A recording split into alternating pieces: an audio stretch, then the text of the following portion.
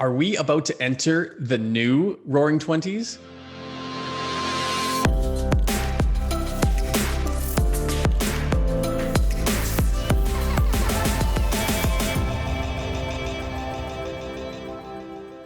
Hi, everyone, and welcome back to the Vancouver Life Real Estate Podcast and YouTube channel. This week, we are in the middle of June. And just so you know, this episode here is being recorded for the YouTube channel only because our podcast just turned 1 year old. And we also just crossed the 10,000 downloads mark. So thank you everyone so much for subscribing and listening. We're super proud of the podcast, and we have a dedicated pod just for the 1 year anniversary. So if you haven't before, please jump over and check out our podcast. It's something a little different than what we normally do. So today we are going to be talking about sort of the overall status of the Canadian economy and why Canadians are feeling very wealthy, and essentially the result of this, right? Are we about to re-enter into a new sort of roaring 20s? I think the way of kind of framing this up is the pandemic is starting to feel like it's almost behind us. We know that there's been an immense amount of real estate sold in the last year. There's been an immense amount of government stimulus, and the dust is kind of settling now. And we're starting to get the true picture of where everyone sits financially. And it's quite fascinating. So we want to share some very interesting data with you, and then kind of talk about a bit of predictions about what might happen next. Ryan, why don't you take it away? Yeah, I mean, what's very interesting about what you just said is, when you look back at sort of the last time the economy shut down the way it has, it would be right around that Great Depression time, right? It was, I think that was 1928, so a little bit before that. But anyhow, throughout those, the 20s, the stock market was roaring, industry was roaring. We had all new kinds of technology coming into the marketplace. And production was big, and everybody was getting paid well, and everybody was spending money.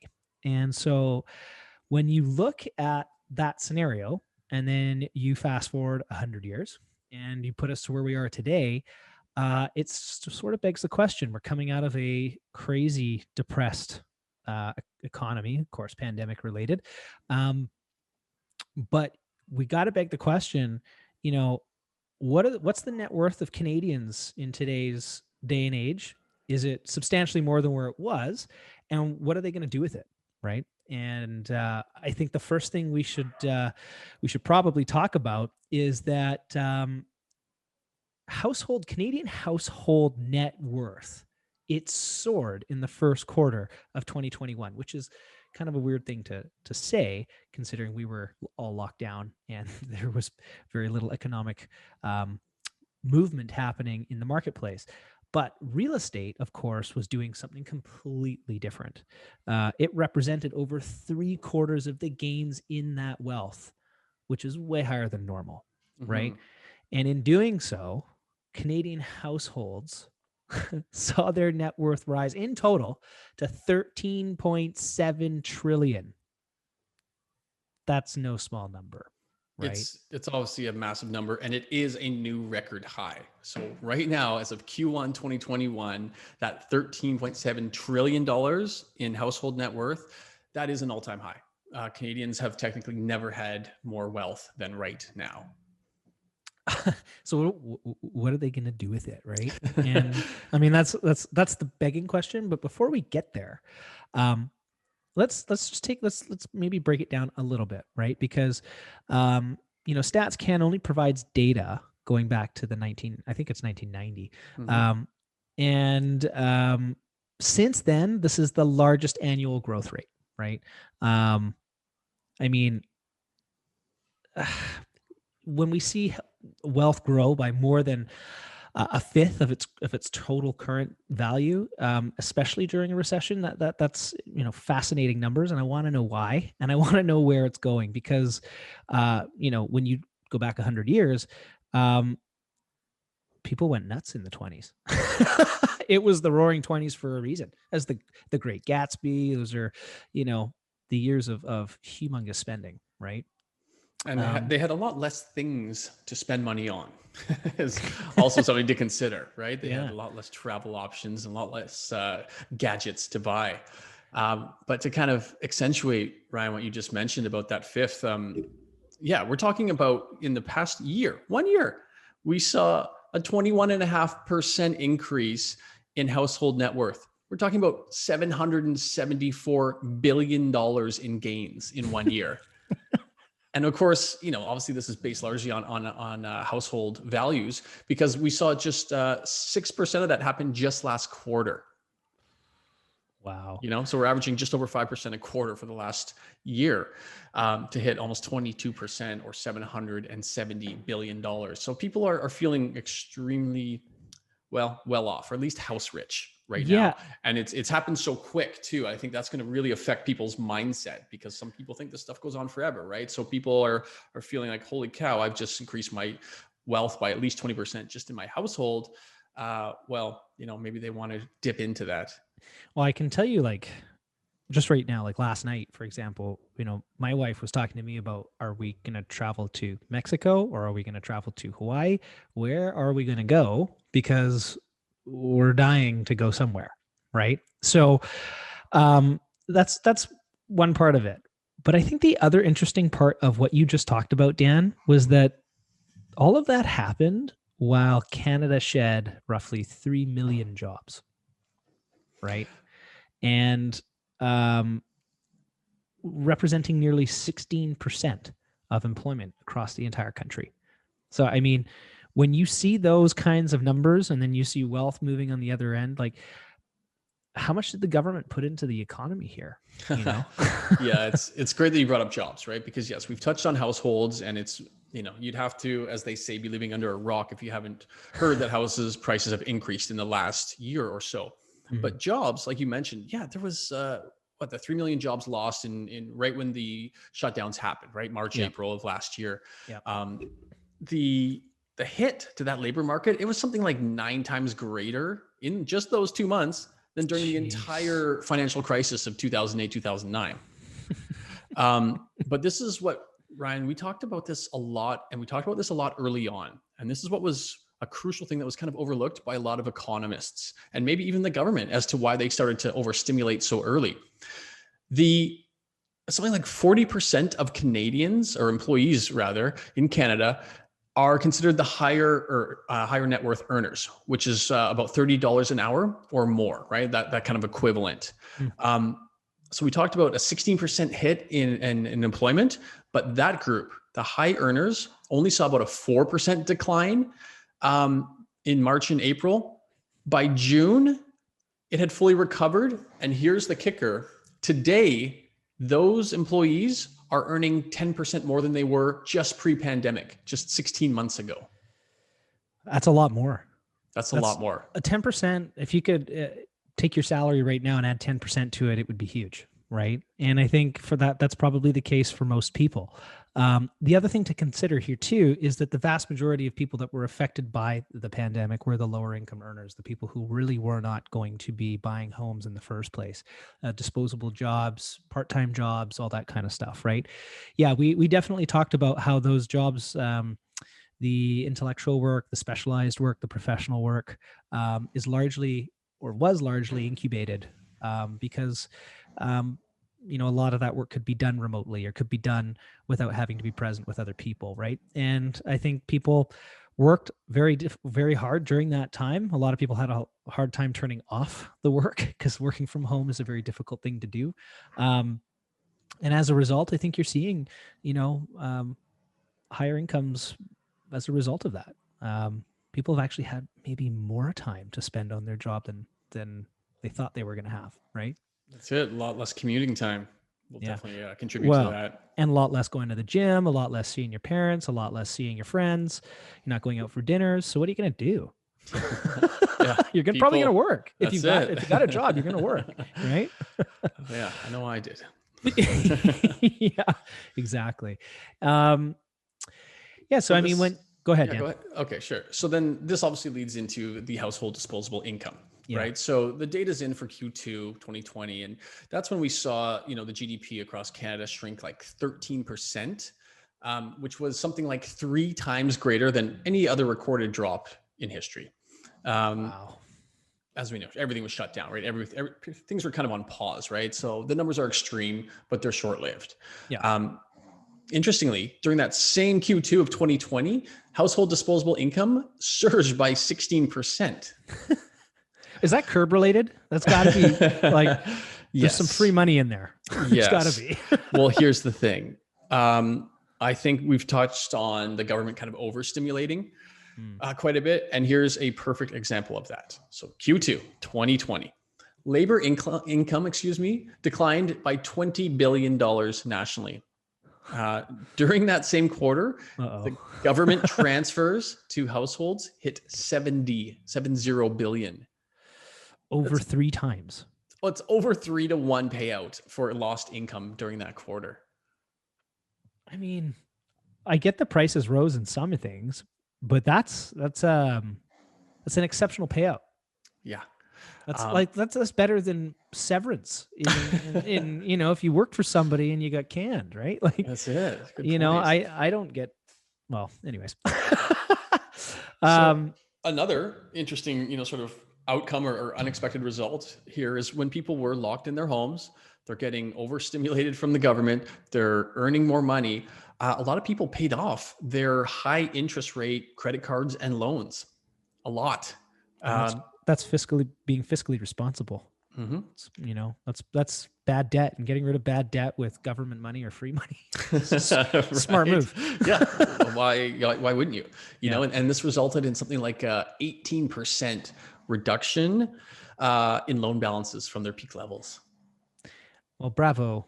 That's all I've got to say. I mean, that's no, but when you really think about the fact that a lot of that money could have found its way into other things. That's it. Having paid off that bad debt, now having capacity to spend more, you got to wonder, is it going to go back into things like retail, or are we going to see new businesses as a result of that? Are we going to see new opportunities? I don't know. I'm really curious to see where things are going to go, because I think that's a very important part of how our economy recovers. Mm-hmm. Yeah, agreed. So this understandably saw all our savings rates surge. Mm-hmm. Pre-pandemic, the average savings rate in Canada was 1.5%.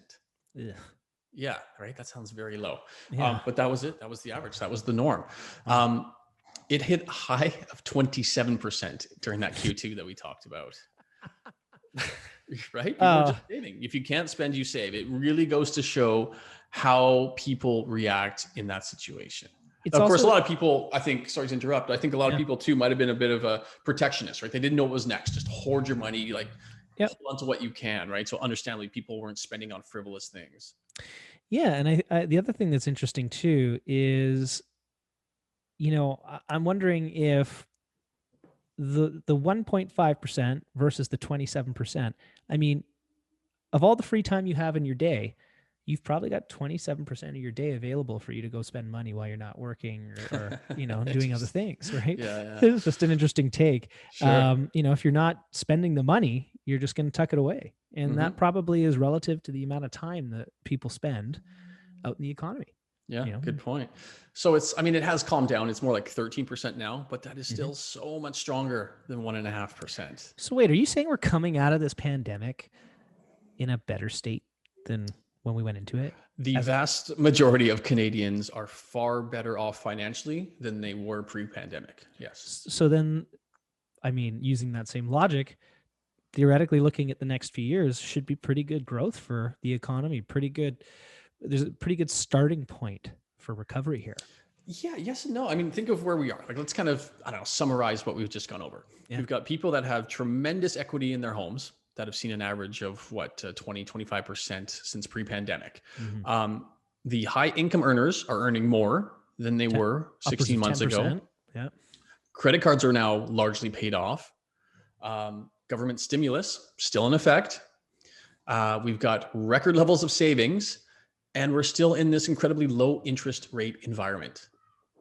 All the while, the bank also bought how much in terms of mortgage bond yields? Exactly. Right. I mean, Half the I think market. they're up to, 46%, 47%, I think at last count.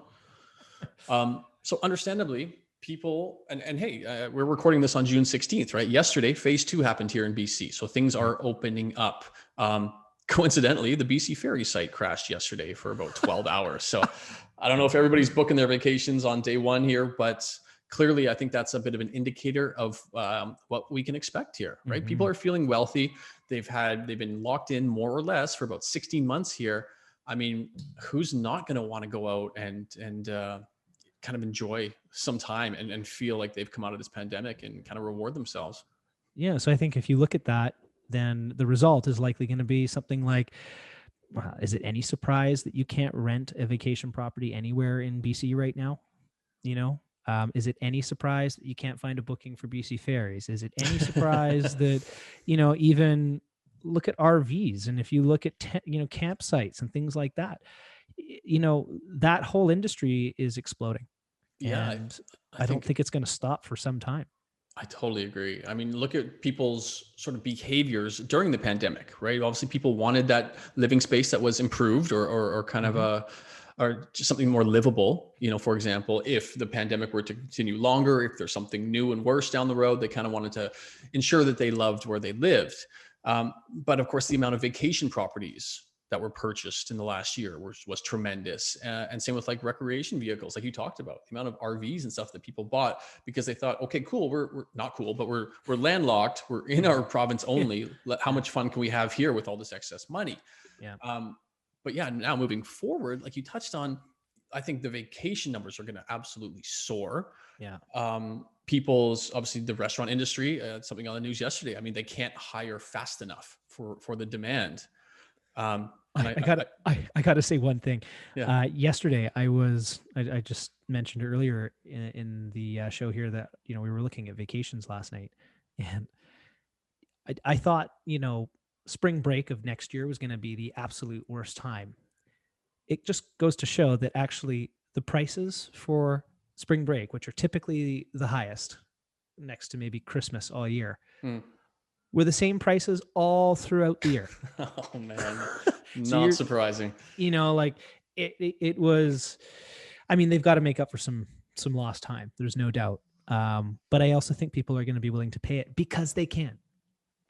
And I think that's you don't really need to look much further than that, right? I think somebody took the time to do the math here, and because we can now go to restaurants again and in bigger groups, if every adult orders 119 alcoholic beverages this summer at restaurants, we will help them with their recovery. So that's to make up for the lost 16 months there. And I can probably do that in the next 16 hours. Yes, we are kidding. Don't become an alcoholic. But it was a fun meme I saw. But yeah, I think it represents the gusto that I think people are going to come back to restaurants with and be like, yeah, let's get the more expensive bottle of wine or the extra dessert or whatever the case may be. Well, and generally speaking, in Vancouver, it's such a restaurant heavy industry in Vancouver. I can't wait for the restaurants to come back. To me, it's a big part of living in Vancouver, trying all the different food from all over the world based on all the immigrants we have here, right? Mm-hmm. And just to be social again and not have to order out and then go and eat off my lap on a park bench. Yeah, right. Something a little more civilized again. Yeah. I'm excited. I think totally off topic, but it's coming soon within the next year or so that people are going to be like, oh, I missed that. And someone's going to throw a mask party where everyone wears masks again. And anyway.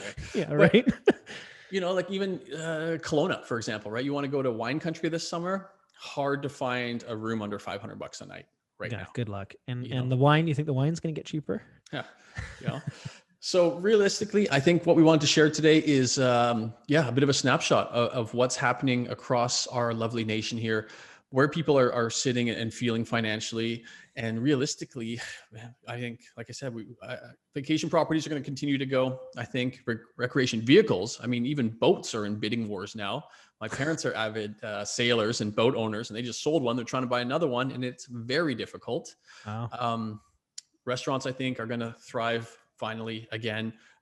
You could just imagine what's going to happen in the concert industry when that reopens. I mean, those tickets deservingly will fly. Who can't wait to go see a live concert right now? Yeah. You know what else is going to explode? And this is for all those parents out there, is going to be things like in Richmond, there's this place called 365 Fun Days that I take my kids to. And during the pandemic, you couldn't let more than, say, I don't know, it was like 10 families in a jungle gym, right? I was just there. I was there right after it opened. I mean, I could barely move in the place, right? No So doubt. I think, places where families can take their and be families all in one place together, I think that's going to be super popular as well. So even thinking about, investment real estate in terms of that, we were in a big warehouse, right? I can imagine the value of those warehouses are just going to climb in the next few years based on those kinds of numbers. Obviously, we're seeing an immense amount of funds going into the crypto space and into stock markets as well. Now, we're running out of time here. We don't want to make this seem like everything is just super optimistic. There is obviously consequences that are potentially inevitable with what's happening here, especially when our government has basically overstimulated more than any other country on the planet here. So it deserves its own podcast, its own video. So we're going to probably do that next or the one after, talk about what can and may happen here with, let's say, overspending, increased interest rates, when the government pulls back on stimulus, etc.